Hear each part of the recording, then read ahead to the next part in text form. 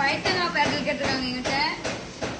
உங்களுக்காக இந்த பைத்தங்காய் பேட்டல் முக்கியமான பார்த்தீங்கன்னா எண்ணெய் ரொம்ப சூடாயிடுச்சுன்னா கடுதளி போடாதீங்க, தீஞ்சிரும். எண்ணெய் போட்டுக்கோங்க. எண்ணெய் ரொம்ப சூடாயிடுச்சு. நீங்கள் கடுதல் போட்டீங்க, கடுதல் கசக்கும். அடுத்து கடுதல் போட்டுக்கோங்க. நளினி ஓகே. எண்ணெய் திடீர்னு சூடு ஏறிடுச்சுன்னா நீங்கள் என்ன செய்யுங்க, மறுபடியும் கடுதளிப்பே போடாதீங்க, வெங்காயம் போட்டுருங்க. அதுக்கப்புறம் கடுதல் போடுங்க.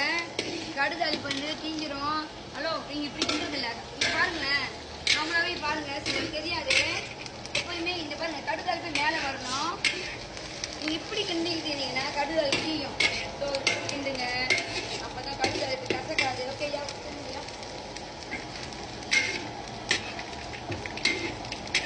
ஓகே.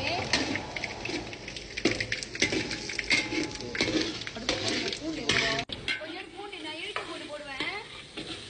இஞ்சி போட மாட்டேன், பைத்தங்காய்க்கு இடிச்சு போட்டு தான் போடுவேன். வதக்கிட்டு நல்லா பைத்தங்காய் பொடிச்சு வதக்குங்க. இது வந்து 1 கிலோ பைத்தங்காய், அது வந்து சைவமாக பேட்டுறேன். 1 கிலோ பைத்தங்காய் சைவமாக பேட்டுறேன்.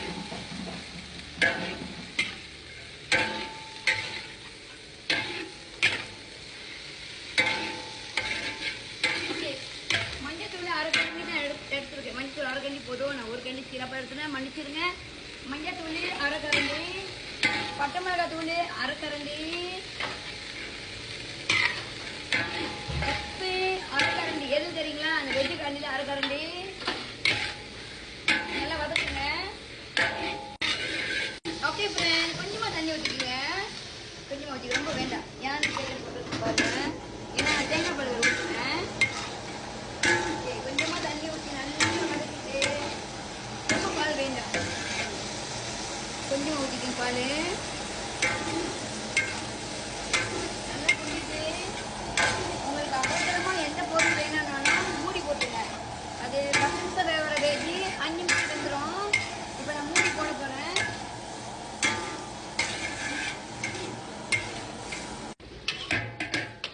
ஓகே ஃப்ரெண்ட், தேங்காய் பால் ஊற்றிட்டு நீங்கள் அவசரமாக எந்த வெஜ்ஜு வேணும்னாலும் டக்குன்னு இப்படி மூடிடுங்க.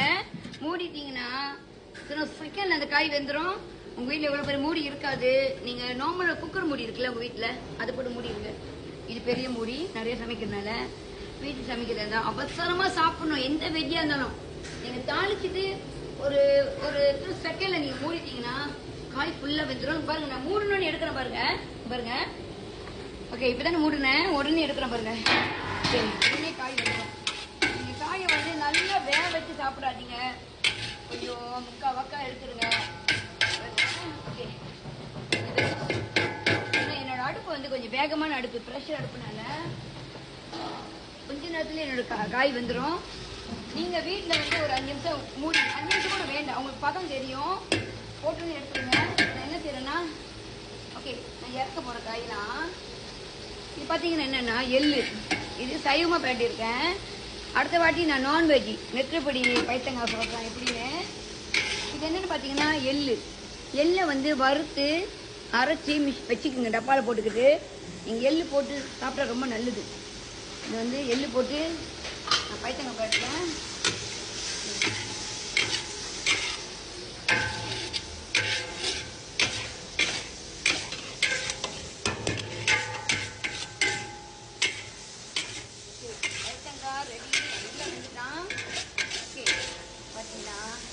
இது சைவமாக நான் பைத்தங்காய் பேட்டியிருக்கேன்.